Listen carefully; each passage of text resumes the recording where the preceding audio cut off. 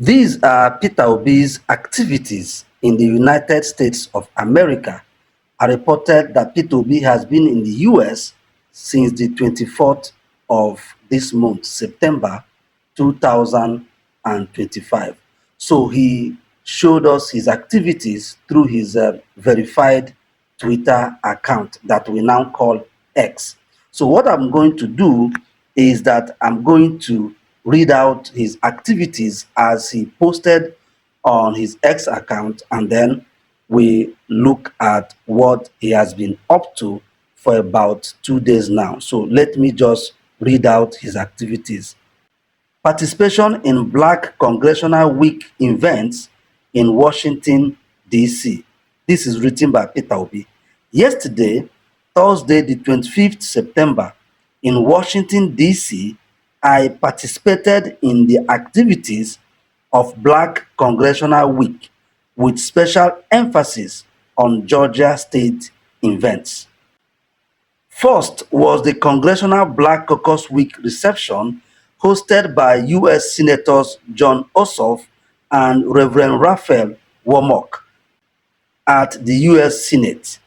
Senator Warnock, a strong advocate for Africa's development, encouraged me to discuss African democracy and development. Second was an engagement hosted by Georgia Power, the largest independent power company in Georgia, which generates and distributes over 20,000 megawatts of electricity nationwide. My conversation with the company's CEO, Ms. Kim Clark, was deeply insightful. Third was the One Africa event organized by a group committed to defending Black immigrants' dignity. I urged them to take a great interest in promoting good governance in Africa, noting that Africa's potential is measurable if led by visionary and responsible leaders. Then finally, the highlight of the day was the conferment of honorary citizenship of Georgia on me by the state of Georgia. For me, the day's events were about learning, serving, and remaining committed to building a new Nigeria that is truly possible.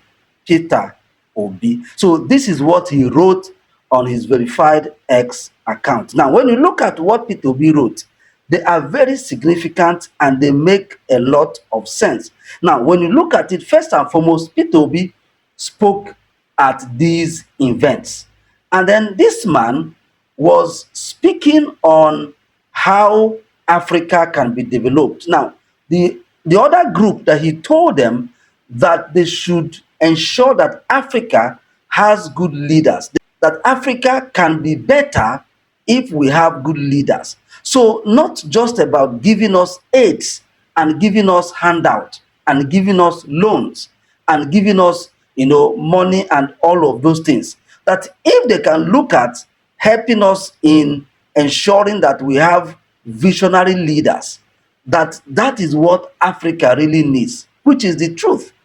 Because the problem of Africa is not lack of resources.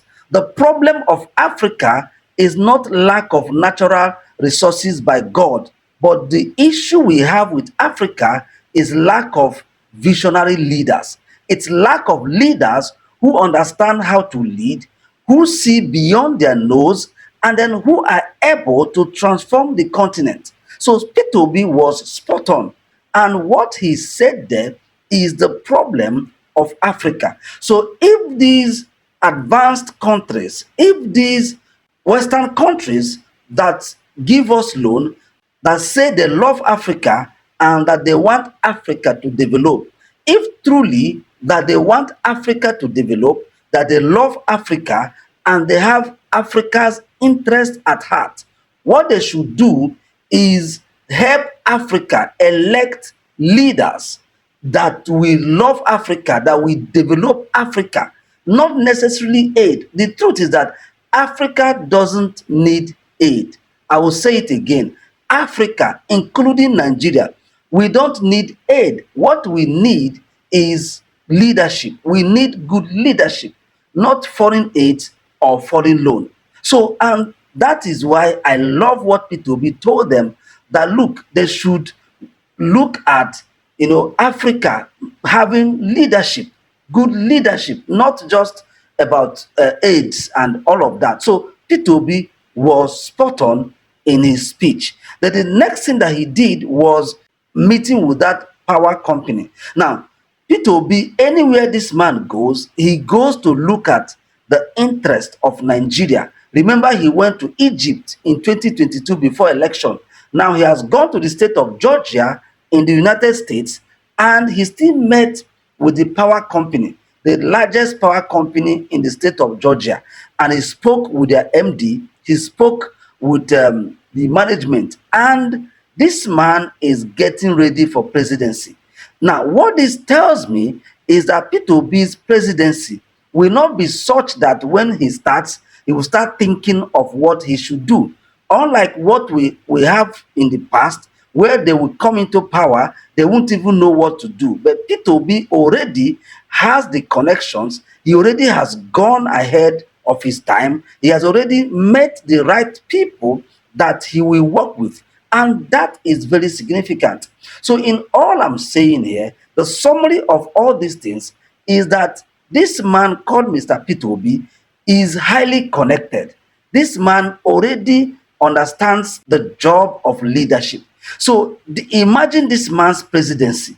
Now, already, even as a private citizen, this man is being invited by the ruling class of Western world, of world power, to go there and speak with them and talk to them.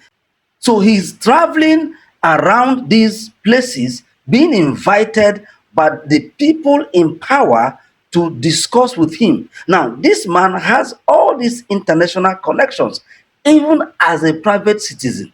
Then imagine this man as the president of Nigeria. I mean, it means that Nigeria will be respected, globally. It means that Nigeria will become the powerhouse of Africa that we used to be before South Africa and some other small African countries. They are now overtaking us. Nigeria's economy is, I think, number 4 in Africa. Can you imagine that? Can you imagine that Nigeria is about number 4 in Africa? So, and such things should not be. So, one thing that we are seeing here is what Peter Obi's presidency will look like. Nigeria will be unleashed again. Nigeria will become great again and will begin to do a lot of exploits. And this man is building, his base already, because he already has the connections and he already knows what to do. So his presidency, he will just hit the ground running immediately. Thank you for your time, and let us believe and work hard in our own capacity to ensure that Mr. P2B becomes our president. By that time, we shall see a new Nigeria indeed. Thank you once again for your time.